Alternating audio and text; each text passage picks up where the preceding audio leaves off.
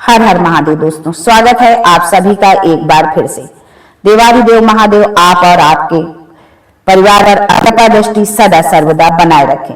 दोस्तों, यदि आप अपने जीवन में सुख समृद्धि चाहते हैं, धन वैभव चाहते हैं, जीवन के हर क्षेत्र में सफलता पाना चाहते हैं, व्यापार में तरक्की चाहते हैं, नौकरी में प्रमोशन चाहते हैं, अपने बच्चों का भविष्य उज्जवल बनाना चाहते हैं, तो आप बिल्कुल सही चैनल पर आए हैं। यदि आप पहली बार हमारे इस चैनल पर आए हैं तो चैनल को सब्सक्राइब करके बेल आइकन जरूर दबाइएगा। दोस्तों, पितृपक्ष के दौरान पितरों की पूजा और तर्पण के साथ ही पूरे 16 दिन नियम और धर्म के साथ रहा जाता है।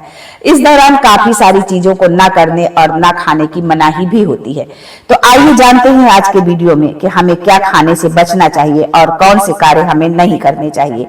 लेकिन आगे बढ़ने से पहले आपसे रिक्वेस्ट करती हूँ कि वीडियो को लाइक करिएगा, दोस्तों को शेयर कर दीजिएगा, और अगर आपने अभी तक चैनल को सब्सक्राइब नहीं किया है तो चैनल को सब्सक्राइब करके बेल आइकन जरूर दबाइएगा।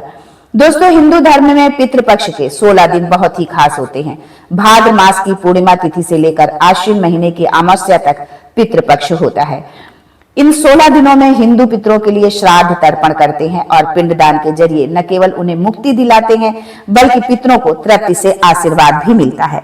पितृपक्ष में पितरों को कई सारी चीजें खाने के लिए दी जाती हैं, लेकिन इन दिनों केवल पितरों को तर्पण ही नहीं दिया जाता बल्कि कई सारी चीजों को खाने पीने की भी मनाही होती है।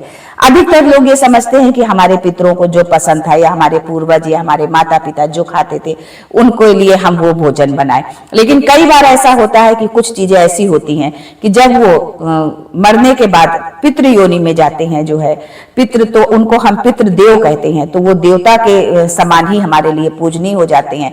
और जैसे हम भगवान का जो भोग लगाते हैं, भगवान के लिए जो भोजन बनाते हैं, उनमें कुछ चीजों की मनाही होती है, वैसे ही पितरों के भोजन में उन चीजों की मनाही होती है। इस बात को आप बिल्कुल अच्छे से समझ लीजिए।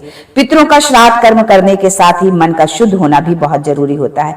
इसलिए सात्विक भोजन खाने और तामसिक और राजसिक भोजन को न खाने पर जोर दिया जाता है, जो है क्योंकि हम जब भी कोई इस तरह का जो है तामसिक भोजन जब हम करते हैं तो हमारा जो है मन जो है विचलित होता है, काम क्रोध जैसे जो है अवगुण हमारे अंदर उत्पन्न होते हैं। इसलिए इस तरह के भोजन को, तामसिक भोजन को खाने की मनाही होती है। इस तरह के खाने से मानसिक शांति नहीं मिलती है, मन अशांत रहता है और मेंटल पीस जो है हमारा डिस्टर्ब होता रहता है, जिससे मन आध्यात्म और पूजा में नहीं लगता है। इस दौरान आप अपने पितरों की आत्मा की शांति के लिए आप जो है कोई भी पूजा पाठ, भागवत, गरुड़ पुराण का पाठ आप करा सकते हैं। यदि आप पाठ नहीं करा सकते तो आप स्वयं ही गीता का पाठ करें, भागवत पुराण का पाठ करें, जो भी आपसे बन सकता है स्वयं भी इसका पाठ आप कर सकते हैं। इसलिए सात्विक भोजन को खाने की इजाजत दी जाती है, जिससे कि आसानी से खाना जो है डाइजेस्ट भी हो जाए और हमारा मन भी शुद्ध बना रहे। पक्ष के दौरान जो लोग पितरों की पूजा करते हैं उन्हें सफेद चना, काला चना, मसूर की दाल, काली उड़द की दाल, काले सरसों के दाने, जीरा, काला नमक को खाने से मना किया गया है। साथ में चावल, गेहूं और चने का सत्तू भी पितृ के दौरान नहीं खाना चाहिए। इसके अलावा कुछ खास तरह की सब्जियों को खाना भी पितृपक्ष में अच्छा नहीं माना जाता है। इसमें बैगन, करेला, खीरा, लहसुन, प्याज भी शामिल है। इन सबको तामसिक भोजन माना गया है। अरबी, मूली, आलू को भी पितृ पूजन के दौरान खाना मना किया गया है। सब्जियों के अलावा इन फ्रूट्स को खाना में भी पितृपक्ष के दौरान मना किया जाता है, जैसे पान और बासी भोजन।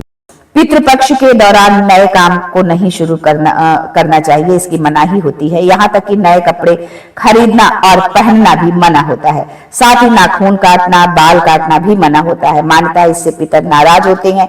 वही दरवाजे पर आए पशु पक्षी या इंसान को भूखा प्यासा बिल्कुल भी नहीं जाने देना चाहिए, क्योंकि पता नहीं किस रूप में हमारे पितर हमारे दरवाजे पर आए। तो इसलिए जब हम पितरों के निमित्त जब हम श्राद्ध करते हैं तो हम गाय, कौवा और कुत्ते को हम जो है जो थाली निकालते हैं वो हमारे पितरों की, क्योंकि वो खाना जब वो खाते हैं वो संतुष्ट होते हैं। इससे हमारे पितर प्रसन्न होते हैं और हमें आशीर्वाद देते हैं।